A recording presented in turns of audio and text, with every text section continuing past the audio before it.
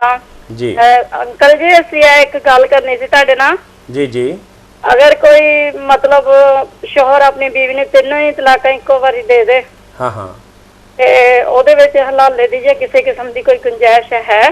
ज़रूरत ही नहीं है। मौलाना ने कल भी शायद आपको जवाब दिया था या किसी बहन ने कॉल की थी।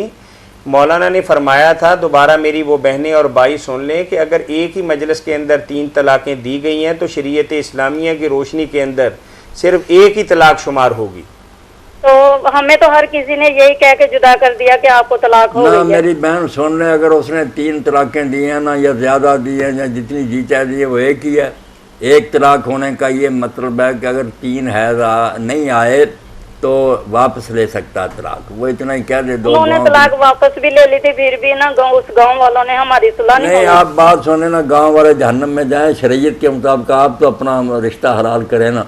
अगर 3 हैज नहीं गुजरे थे और रुजू कर लिया, वापस ले ली, तो निकाह पहला ही कायम है।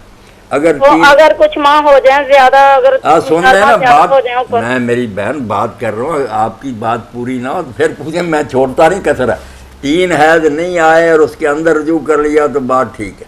3 हैज आ गए तो पिछड़ा निकाह तो मेरी बहन हो गया ख़त्म, एक तलाक से भी।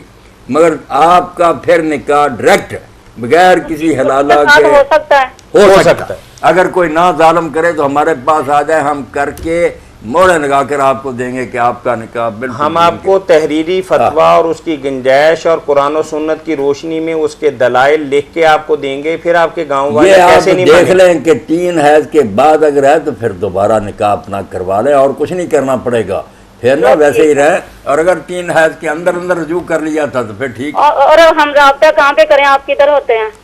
ये हमारा एड्रेस लिखा हुआ है, आप केबल पे देखते हैं हमारा प्रोग्राम? हाँ जी देखते हैं। ये नहीं पता कराची है या इस्लामाबाद? नहीं, ये फैसलाबाद में ही है। उसके नीचे हमारा एड्रेस लिखा हुआ है, पूरा एड्रेस लिखा हुआ है। सत्याना रोड पे ही हम बैठते हैं।